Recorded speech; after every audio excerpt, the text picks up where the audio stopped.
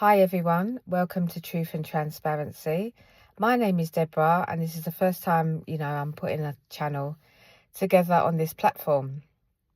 I've always loved watching YouTube videos and inspired by those content creators and thought, you know what a good time to start my own.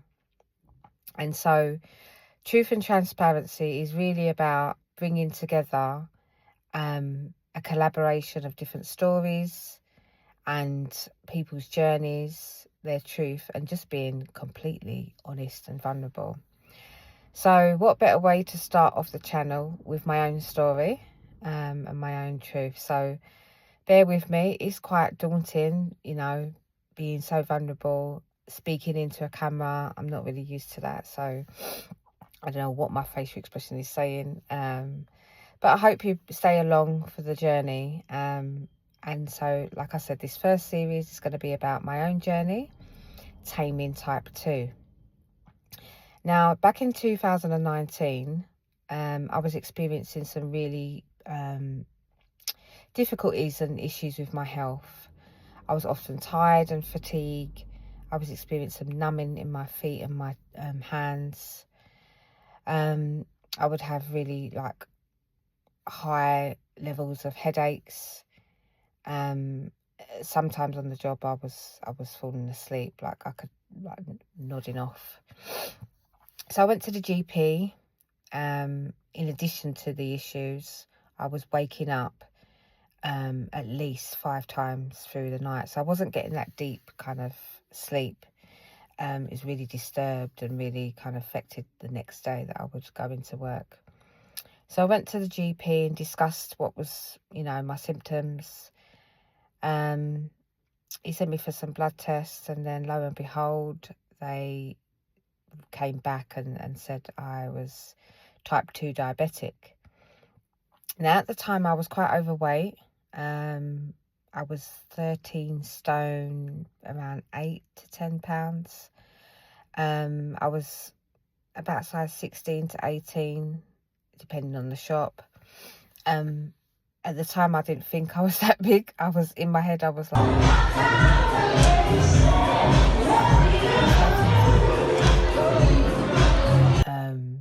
Truth and transparency.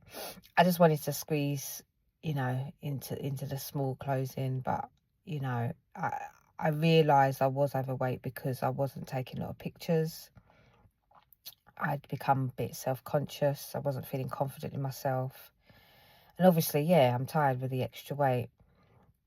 What was advised by the GP was that I would, try to lose some weight, increase my exercise, change my food habits to have more whole grains. And so when 2020, the COVID hit, that was my time.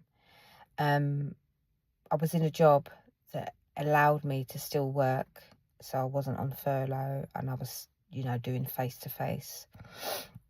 And so what happened was I made a decision. Okay, I'm going to cut out certain food groups and I'm going to exercise every day. And I got quite excessive in it.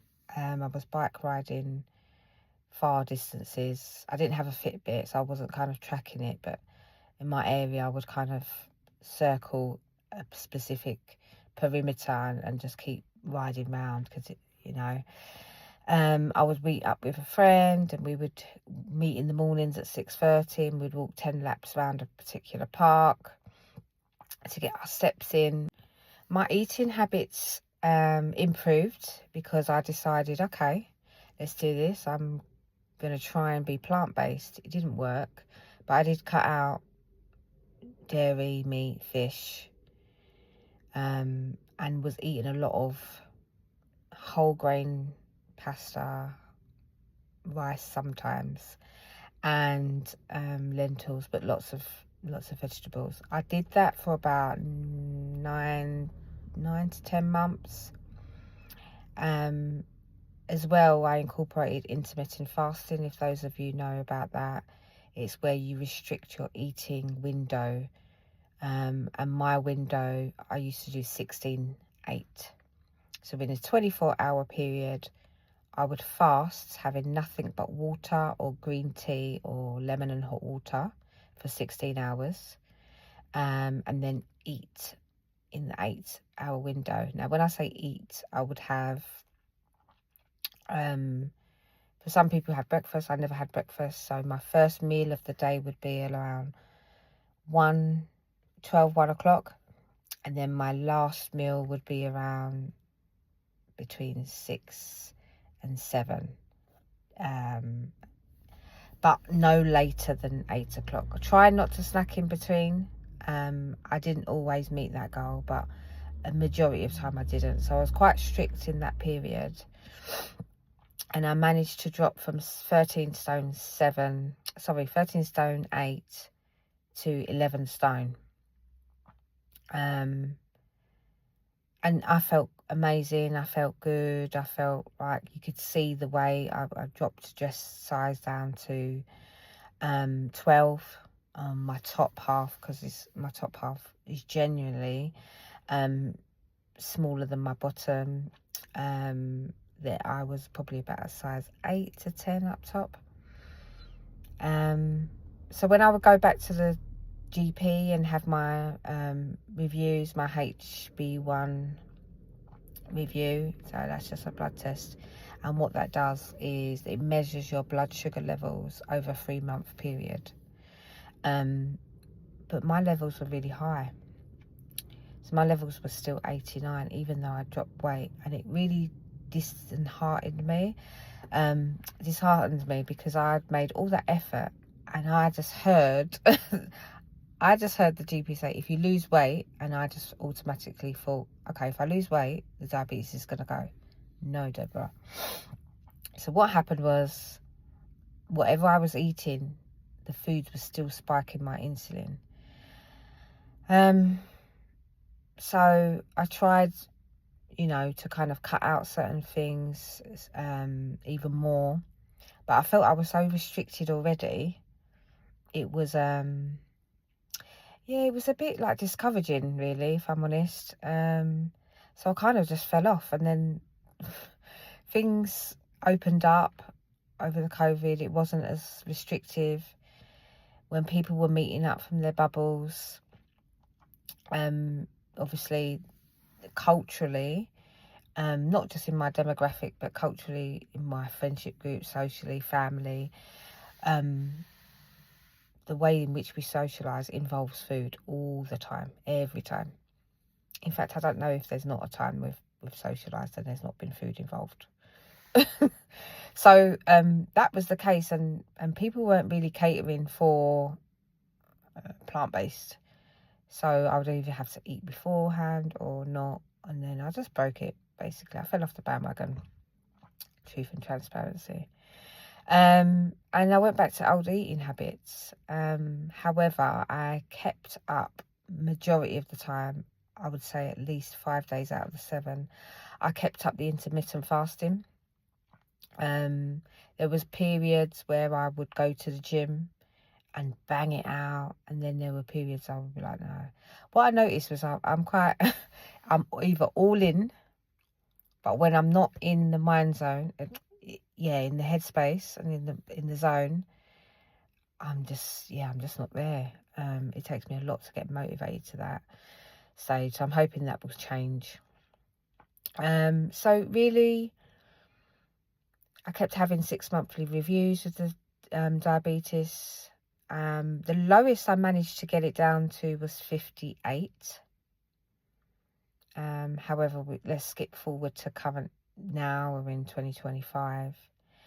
And my levels, which I knew because I started to understand and notice things in my body. It's really important, like, if you can learn to listen to your body and what it's telling you in certain different areas. So what was happening of recent months, I was getting really bad headaches. My vision was deteriorating. I work in a role where I'm just literally just at the screen all 9 till 5. And so the letters were kind of like bolding out. Sometimes I'd see double. I started getting the pins and needles again, the tingling and numbing feeling in my hands and feet. I just wasn't feeling the same. Like, it's a really weird thing to explain. Maybe others who are type 2 would understand more, but I just wasn't feeling my usual self. So I went back to the doctors, and then there was a range of other health issues that came with that. So high cholesterol, blood pressure, and my levels really, my insulin levels are, you know, rocketed. So it was time to take desperate measures. What I didn't say before is when I first was diagnosed, they offered me metformin. I declined it and said I want to try and combat this with food. When I wasn't successful with bringing it, you know, as down as low as it needed to be. And what I'll do is I'll insert a table so you can kind of have an idea of what the ranges are. So I tried the metformin, didn't agree. I felt like I was going to have a heart attack. My heart was palpitating. I would have like the shakes.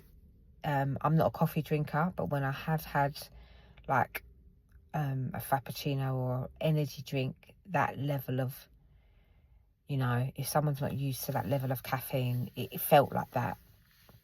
So it didn't agree with me.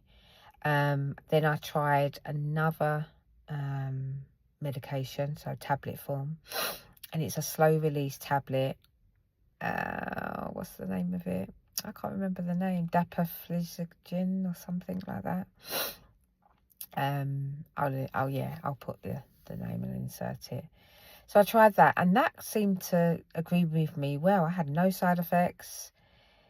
My levels were coming down. I think I managed to get them down to like 68, 65, but still not enough to be in the kind of like healthy range.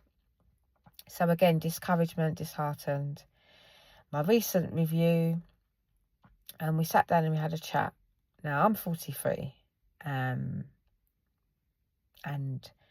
I've got at least another, you know, double the way that people are living long life these days. I know nothing's guaranteed, but you know, we have to have that mindset that we look after our bodies, and plan that we're living for 1,000 years. So I just had that in mind, and being a woman of faith as well, I really had that kind of light bulb moment as like, you know, the body's a temple and we have to be mindful of what we're pouring in. And the way that I was making my food choices, it was quite self-sabotaging. It was quite, it's an abuse of the body, really, isn't it? If we're not taking care of ourselves. Low vibration, like, we need to take better care of ourselves, and clearly I wasn't doing that. Probably emotionally eating because I had a few other things on the outside going on. My mum, her health had been affected, and so I think, you know, my cortisol levels must have risen and affected that, and then you just picking and stacking and grazing and out of routine. Plus the intermittent fasting, I found, I don't know whether this is an age thing, but I stopped being able to lose weight. So maybe my body got accustomed to the routine and maybe I needed to shock it, but it was not shifting. I could maintain for a period, but then I noticed in the last month, I just put on half a stone. I'm like, where the hell did this come from, please? My pictures I'll insert, and it's just £7, but I look like a thick a fluffy girl. Sorry to anyone who, you know, I'm not fat shaming, but just for me, I thought like, oh, I'm getting closer to putting on weight and looking how I used to look, and I don't want to go there. So for some people, for me especially anyway, I have a kind of like a benchmark, and £7 was that benchmark. Yeah, that's my leeway. If I go over, it starts going towards 12 stone. No, that's danger for me. So I spoke with my GP, and the diabetics nurse was quite concerned as well about my high levels of insulin. It's not going. In fact, the range was getting higher. All these new symptoms, all these other health things that were coming into play. And so we discussed the Mounjaro. I know many of you may have heard of it before, but it's a GLP-1. It is specifically for those who are diabetic, like myself, type 2. However, it does aid weight loss. So a lot of people are using it for, you know, other health, weight issues. So that's, yeah, that's positive. It's up to you how you use it. As long as you are reviewed medically, I think that should be fine. So yeah, I started the Mounjaro. Now, for me, it's not about the weight loss, will be the icing on top. But for me, it's about getting the insulin levels down, getting out of that danger zone, hence Taming Type 2, the name for this series. So I'm going to be documenting, I'm going to be recording, I'll share my measurements, and I'll be checking in weekly just to let you know how it goes. And you're invited to come along the journey and yeah, watch this space. So thank you for listening, thank you for joining in. What I'm going to do is, for the first 7 days, I'm going to do a short kind of